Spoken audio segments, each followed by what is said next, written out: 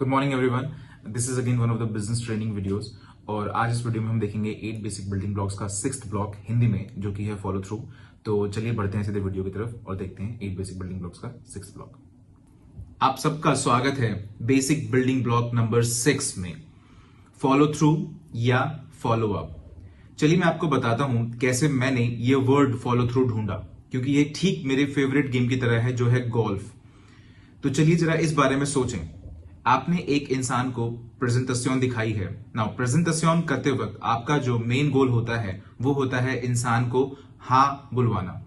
और मेरा मानना है कि आज का जो हमारा ट्रेंड है, इवोल्यूशन की वजह से, रिकॉग्निशन की वजह से, डायरेक्ट सेलिंग इंडस्ट्री की या नेटवर्क मार्केटिंग की, जैसे कि क्यूनेट, लोगों का हमें जो एम्ब्रेस करने का नंबर है वो काफी ज्यादा है। हमारा जो सक्सेस रेशियो है पूरी दुनिया में वो बढ़ता जा रहा है और बढ़ता ही जा रहा है, क्योंकि आज की डेट की जो दुनिया है वो समझ रही है कि एंटरप्रेन्योरशिप का जो बेस्ट तरीका है, या फिर एंटरप्रेन्योरशिप का जो एकमात्र तरीका है जो कि एक कॉमन मैन और कॉमन वुमेन के लिए अवेलेबल है उनके अनकॉमन ड्रीम्स के साथ, वो है नेटवर्क मार्केटिंग।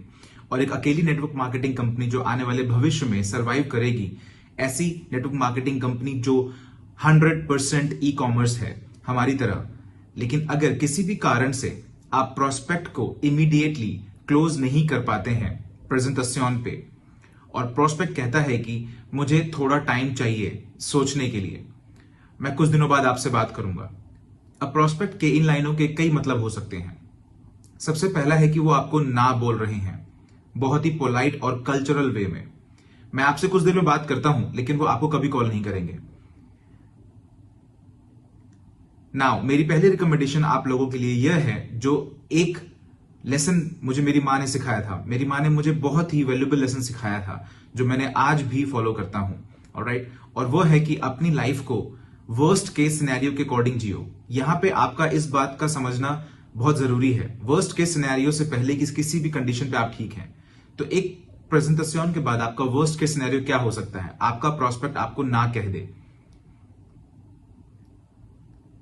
जिसे हम कहते हैं रिजेक्शन। ये आपकी प्रेजेंटेशन का वर्स्ट केस सिनेरियो होगा।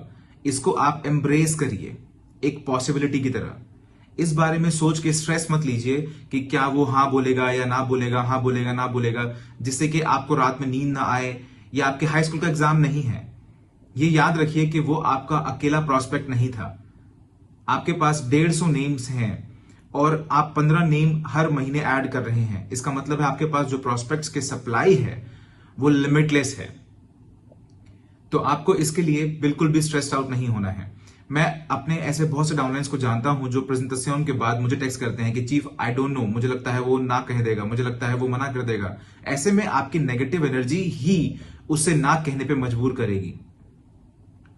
तो ऐसे में आपको क्या करना है, एक पॉजिटिव बिलीफ सिस्टम क्रिएट करना है कि वो हाँ ही कहेगा। और अगर वो ना कहेगा तो इससे आपको हैरानी होनी चाहिए, क्योंकि ऐसा कौन सा मोरॉन है जो ना कहेगा इस प्लैनेट पे सबसे महान नेटवर्क मार्केटिंग अपॉर्चुनिटी को, एंटरप्रेन्योरशिप की, ई कॉमर्स फिलॉसफी को, जो फ्यूचर है। ऑलराइट, पूरी इंडस्ट्री में highest paying commission, greatest products, alright, greatest company and the greatest founders, Dato Sri Vijay Eswaran and जापदास बिस्मार्क। इसके बावजूद भी कुछ ऐसे लोग होंगे जो ना कहेंगे। तो मेरी जो फिलॉसफी है फॉलो थ्रू की, वो बिल्कुल गोल्फ की तरह है। अगर आप गोल्फ को देखें, मैं एक प्रोफेशनल हूं, जैसा कि आप लोग जानते हैं और शायद नहीं भी जानते होंगे। मैं टाइगर वुड्स को गोल्फ में ट्रेन करता हूं, उसके पर्सनल लाइफ में नहीं, सिर्फ गोल्फ में। तो आप गोल्फ क्लब में हैं और आपके सामने बॉल है। एक छोटा सा लकड़ी का या प्लास्टिक का टुकड़ा होता है जो बॉल को होल्ड करता है, जिसे हम टी कहते हैं, TEE। मैं आप सबको सिखा रहा हूं। तो गोल्फ का जो विंग है वो पहले पीछे की तरफ जाता है, जो आपके dreams, commitments, name list, dream list, invitation, prospecting को दर्शाता है। फिर आप वापस नीचे की तरफ आते हैं और जब आपका कांटेक्ट होता है बॉल के साथ, वो है आपकी presentation. Alright, and the biggest most important rule in this golf is follow through. जैसे आप अपने क्लब को पीछे से आगे लाते हुए आप फॉलो थ्रू करते हैं, फिर आप बॉल को हिट करते हैं और आप आगे की तरफ जाते रहते हैं। ऑलराइट, आपने मेरा पोस्टर देखा, मैंने कहा था ना मैं टाइगर वुड्स को ट्रेनिंग कर देता हूं, उनका गुरु हूं गोल्फ में, उनकी पर्सनल लाइफ में नहीं। और यहां जो पॉइंट है वो यह है कि नेटवर्क मार्केटिंग में भी ये सेम है।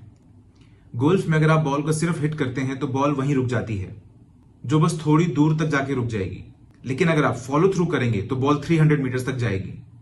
तो जो पर्पस है इस कॉन्सेप्ट को फॉलो थ्रू को समझने का, वो यह है कि जो कॉन्टैक्ट है, जो कि प्रेजेंटेशन है, वो कंप्लीट नहीं है। अगर वो हाँ कहता है ऑन द स्पॉट, जो कि बहुत इजी है, कंग्रेचुलेशंस, आपके पास एक साइन अप है। लेकिन अगर वो ना कहता है मुझे ये बिजनेस बिल्कुल पसंद नहीं है, स्टारबक्स में वो टेबल उठा के तोड़ देता है और आपको धमकियां देता है, आपको मारने की, और चिल्लाता है कि I hate network marketing, some will some won't, so what, someone is waiting somewhere. Alright, SWS Dato Sri Vijay ने हमें सिखाया है।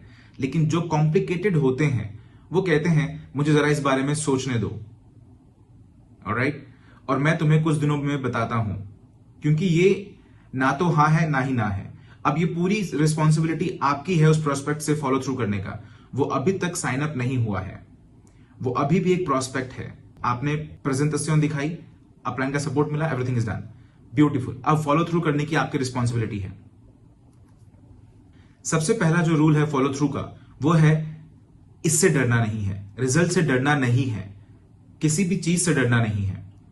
आपको वर्स्ट केस सिनेरियो के बारे में सोचना होगा, जो कि है rejection. Embrace it, I don't care, I love it. और इसके बाद जो भी होता है वो आपके सफर की खूबसूरती है।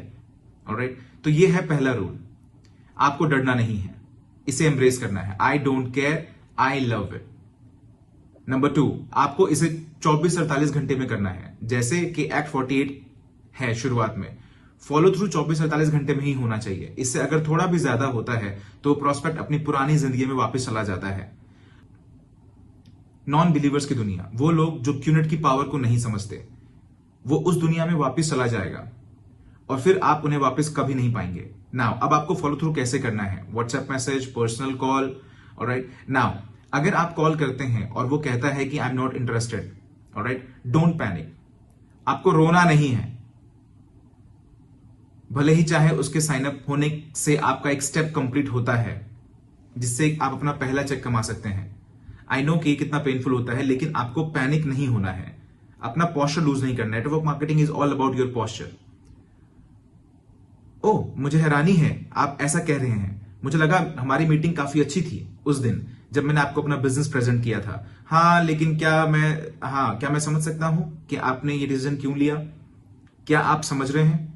देखिए, मेरे लिए ये हम ह्यूमन बिहेवियर की स्टडी है ना। अगर मैं कुछ भी करता हूं, डांस, गाने गाता हूं, मैं कुछ भी करके किसी का डिसीजन नहीं बदल सकता मोस्ट ऑफ द टाइम्स।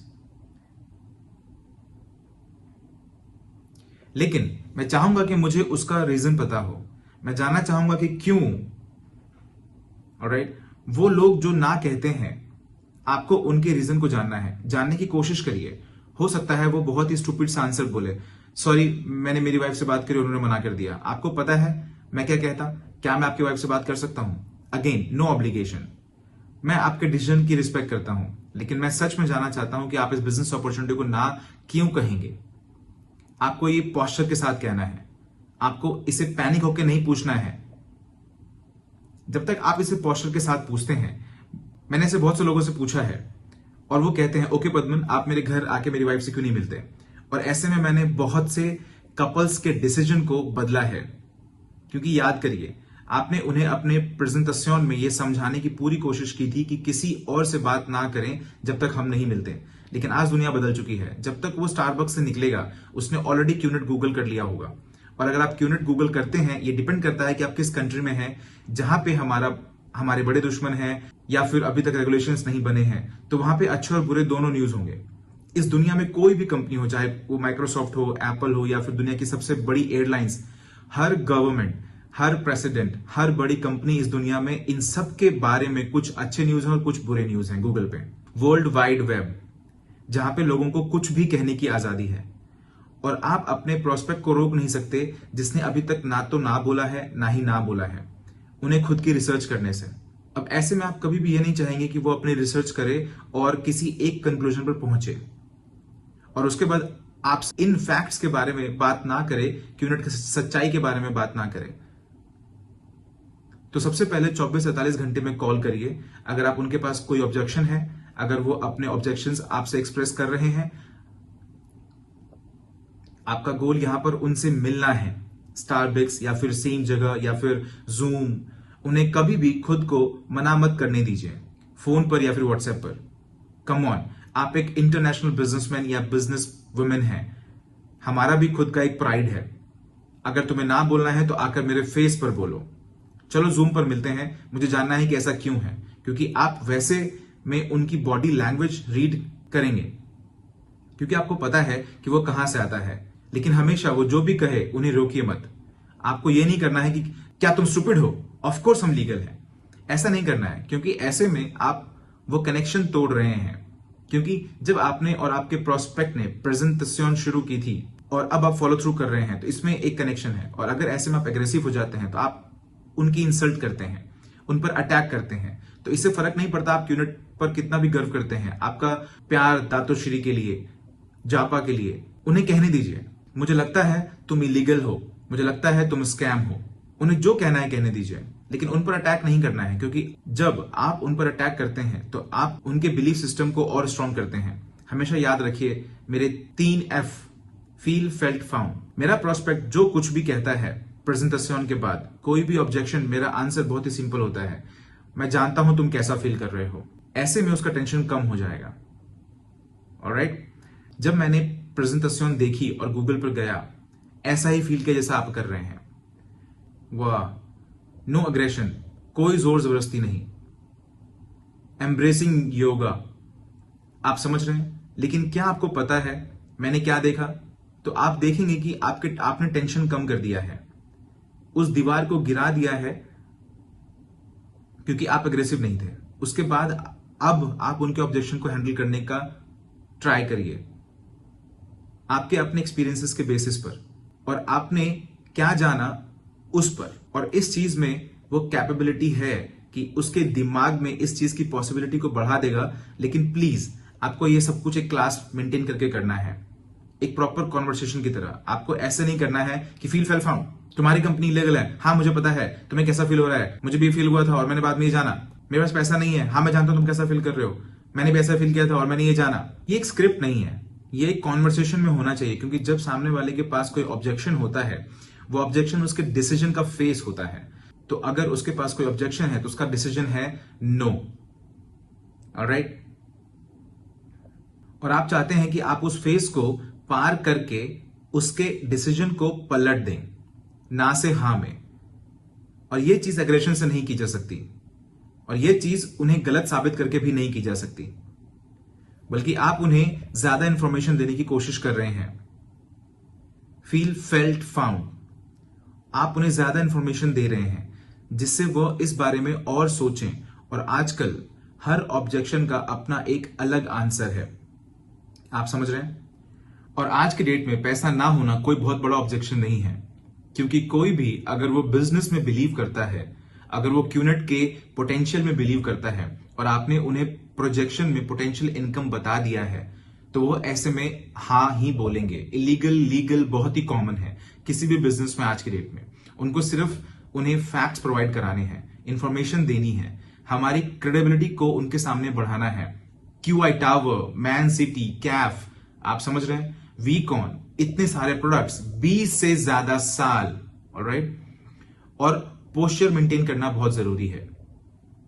कभी भी आपको उसे जाने नहीं देना है, चाहे आंसर उसका ना ही क्यों ना हो, चाहे वो बार बार ना ही बोल रहा हो।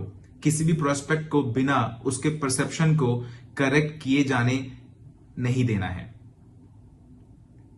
करेक्ट किए बजाय जाने नहीं देना है। मैं आपका डिसीजन का रिस्पेक्ट करता हूं, लेकिन प्लीज मुझे फिर से आपको समझाने दीजिए। जहां तक बात लीगल इलीगल की है, तो हम एक्चुअली में ये हैं, ये सारी इंफॉर्मेशन है। मैं चाहता हूं कि सामने वाले के पास इनफ इंफॉर्मेशन हो कि अगर वो फ्यूचर में उससे कोई यूनिट की बात करता है तो वो नेगेटिविटी को और ऐड नहीं करेगा, क्योंकि आप प्रोस्पेक्ट के सोचने के तरीकों को बदल सकते हैं। क्योंकि याद रखिए, हर वो प्रोस्पेक्ट जो आज ना बोल रहा है, फ्यूचर में आ सकता है और हां बोल सकता है। हर प्रोस्पेक्ट आपके अगले प्रोस्पेक्ट से बात कर सकता है, तो आपको उनके सोचने का तरीका बदलना होगा। उनका माइंडसेट बदलना होगा। आपको उनके अंदर जो गलत परसेप्शन है उसे करेक्ट करना होगा। और अगर आप ऐसा 24 से 48 घंटे में करते हैं, जो कि बहुत जरूरी है, उनके सारे कंसर्न्स को एड्रेस करिए इंफॉर्मेशन के साथ, ना के इमोशन के साथ। फील फेल्ट फाउंड, उनका टेंशन कम करना, जिससे कि आप उनके अंदर जाकर उनके सोचने का तरीका बदल सकें। कोशिश करिए कि फेस टू फेस या फिर जूम पर मिलने की कोशिश करें, बिना किसी इमोशंस के साथ, और उनको कभी भी नेगेटिव परसेप्शन के साथ जाने नहीं देना है। आपको उन्हें अपने KIV लिस्ट में रखना है, कीप इन व्यू। कभी भी किसी से रिलेशन खराब मत करिए। मेरे पूरे करियर में 20 साल से भी ज्यादा ऐसे बहुत से प्रोस्पेक्ट्स हैं जिन्होंने पहले ना बोला था 3 साल पहले, 4 साल पहले, और वो सब वापस आए, और वो आज मेरे ऑर्गेनाइजेशन के एक्टिव बिल्डर्स हैं। आप किसी भी पार्टनर से पूछ सकते हैं, ये हमारे साथ हुआ है।